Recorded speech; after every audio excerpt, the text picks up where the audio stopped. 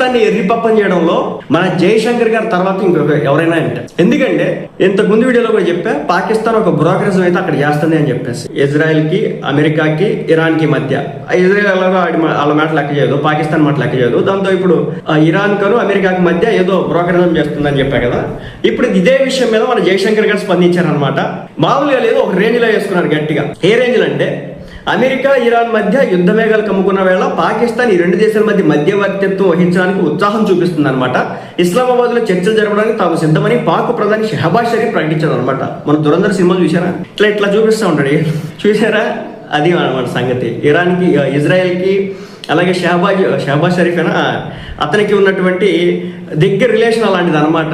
అదే అజిత్ దోవల్ గారు కాల్ చేస్తారు కదా, మన మాధవన్ గారు కాల్ చేస్తారు కదా, ఇసోకాళ్ళు పెద్ద మనిషికి అన్నట్లుగా టాక్ అయితే నడుస్తా ఉందన్నమాట. అయితే మధ్యవర్తిత్వం వహిస్తామని చెప్పేసి షహబాజ్ షరీఫ్ చెప్పుకొచ్చాట. అమెరికా పంపిన ఒక ప్రతిపాదన కూడా పాక్ ఇప్పటికీ